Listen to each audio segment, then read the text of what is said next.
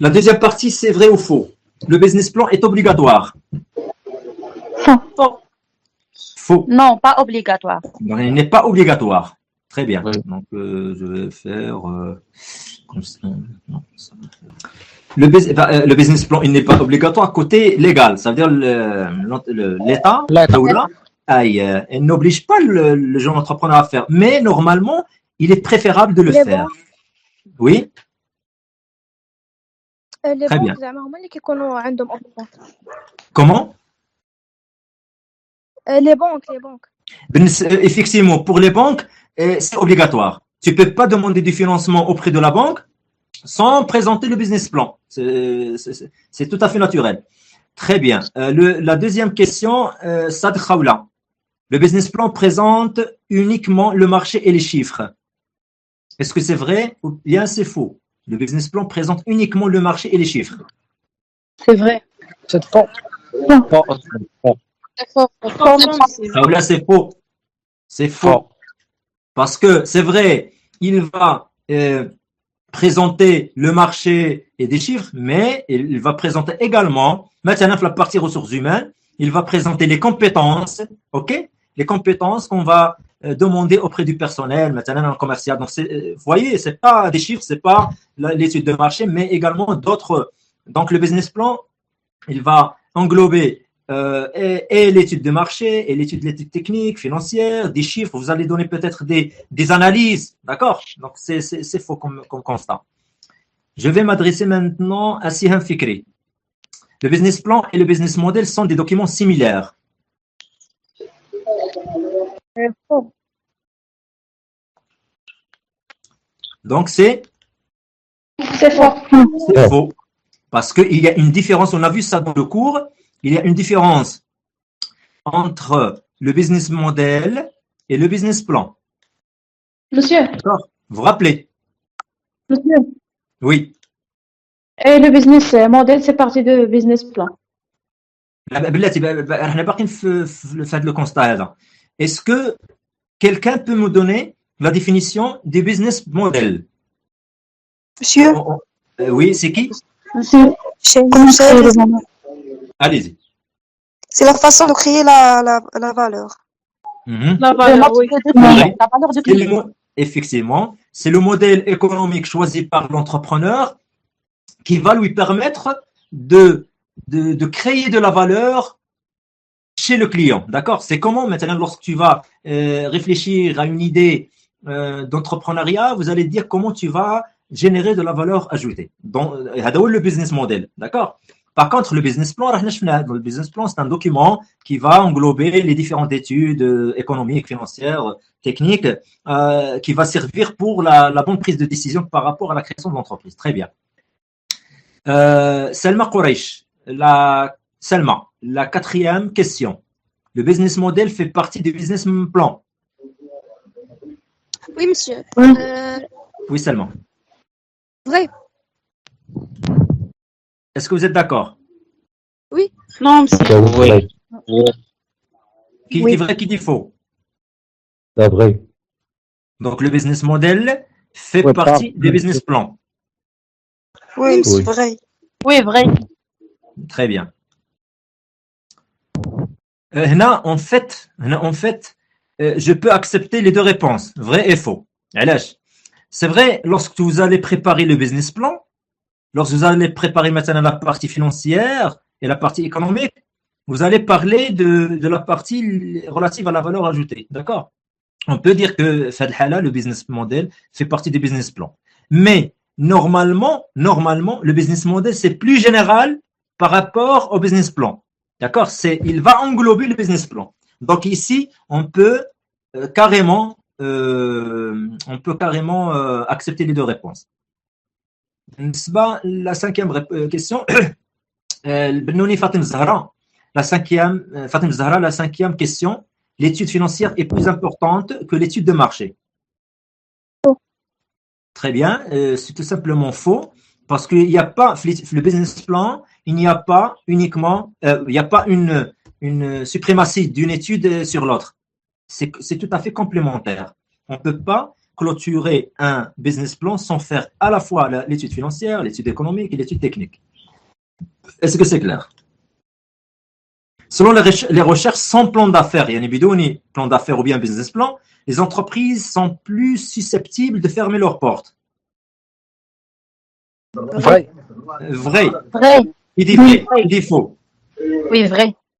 Très bien. Donc, vous êtes d'accord sur cette réponse? C'est vrai. Effectivement, on ne peut pas lancer une entreprise sans faire le business plan parce que le business plan, c'est vraiment la feuille de route. D'accord? C'est lui qui va nous donner des prévisions sur le chiffre d'affaires, sur l'évolution des charges, sur peut-être le calendrier de création de l'entreprise, sur beaucoup de choses, sur les moyens humains, les moyens techniques, le local, les équipements. Donc tout ça, si on ne fait pas une prévision de tout ça, vraiment, l'entrepreneur ou bien le jeune entrepreneur aura des problèmes par la suite. Maintenant, je m'adresse à Saïdat Oumaïma. Oumaïma, le produit en phase de croissance est-il plus risqué que le produit en phase de maturité? Vrai ou faux? Oumaïma. Vrai. Donc, à ton avis, le produit en phase de croissance, il est plus risqué que le produit en phase de maturité. Est-ce que vous êtes d'accord? Oui. Très bien. Effectivement, parce qu'en phase de croissance, c'est vrai, il y a de la croissance, mais le produit n'a pas encore pris sa place au sein de, bien, à l'intérieur du marché vis-à-vis d'autres concurrents. Donc, la phase de croissance, il y a vraiment ce risque que le produit ne tient pas la route. Mais en phase de maturité, il est connu chez le client, donc il a une notoriété, etc. Huitièmement, Toumi Kabira. Kabira, donc le plan de trésorerie sert à calculer la capacité d'autofinancement. Oui. Est-ce que tout le monde est d'accord? Non. Est-ce que tout le monde est d'accord? Ashraf Nafa. C'est faux. Les autres? Ashraf Nafa. C'est faux. C'est faux, tout simplement parce que le plan de trésorerie, le plan de trésorerie, il va nous donner une idée sur nos encaissements et nos décaissements par rapport à chaque période, effectivement. Mais c'est le tableau de financement qui va nous donner la capacité, ou bien le tableau emploi et ressources qui va nous donner la capacité d'autofinancement, ou ce qu'on appelle généralement le cash flow. Donc, c'est faux. Très bien. Je m'adresse maintenant à Rabab. Rabab, le seuil de rentabilité se calcule comme suit. C'est le chiffre d'affaires fois le coût fixe sur la marge sur coût variable. Vrai ou faux? Faux. Rabab, tu es là? Oui, monsieur, faux. C'est faux. Très bien. Et quelle est la formule exacte, Rabab? Monsieur, Oui. c'est la marge sur coût variable sur le chiffre d'affaires. Tu répètes, Afak? Non. Qui peut répondre à la question? Mohsin. Le coût fixe, ça le taux de marge sur coût variable. Aouda Mohsin, tu répètes? Le coût fixe, le taux de marge sur coût variable. Très bien. Donc, la formule, c'est, je vais l'écrire en vert, c'est les coûts fixes sur, pardon,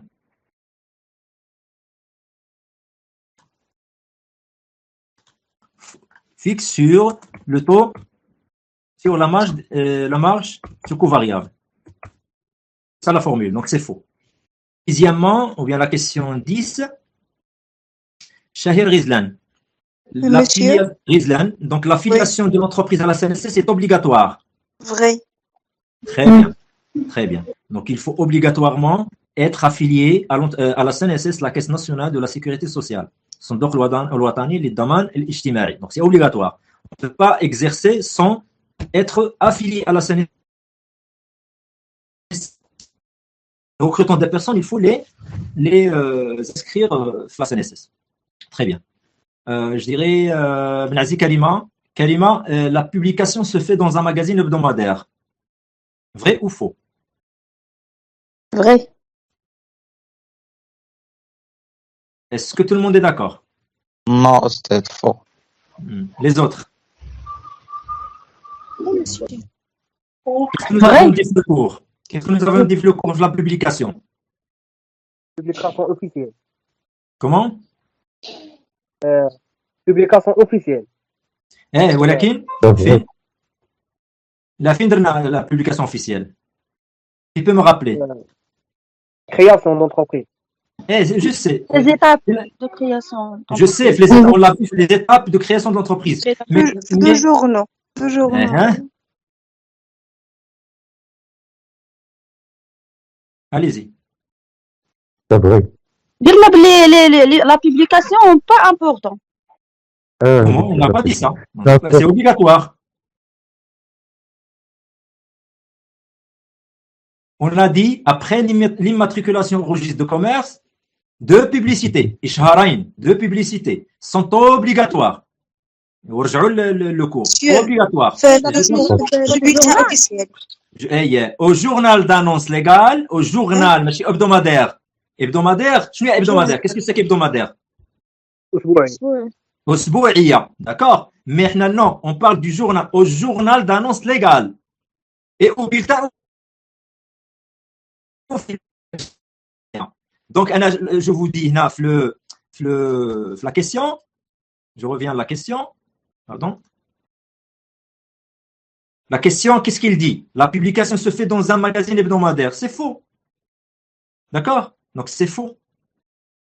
On le fait le bulletin officiel et dans un journal D'annonce légale. Très bien, très bien. Allez-y, donc, qui d'autre? Ansari Ashraf. Ashraf, donc PPT encadre les lauréats dans la création des entreprises. Vrai ou faux? Vrai. C'est vrai. On l'a vu ça avec le programme d'appui aux jeunes entrepreneurs. On l'a trop détaillé par rapport au programme, objectif, etc. Très bien. Maintenant, Miftah, Fatim Zahra, une trésorerie négative est bien pour la santé d'une entreprise. Faux. C'est faux, parce que tout simplement, lorsqu'on a une trésorerie négative, ça va impacter notre solvabilité, ça va impacter le climat social, parce qu'on n'aura pas l'argent pour payer les salaires, payer les dettes, etc. Finalement, il y a Ahmed. C'est Ahmed, le BFR, le besoin en fonds de roulement, et l'écart entre les encaissements et décaissements. Vrai ou faux? Vrai. Donc c'est vrai. Oui, vrai. Effectivement. Oui, monsieur, vrai. C'est vrai parce que effectivement le besoin en fonds de roulement n'est que l'écart qui existe entre nos encaissements et nos décaissements. D'accord. Très bien. Donc on a fini avec cette partie-là, vrai ou faux. Nous avons 14 questions, donc j'ai donné 7 points, ça veut dire 0,5 points par question.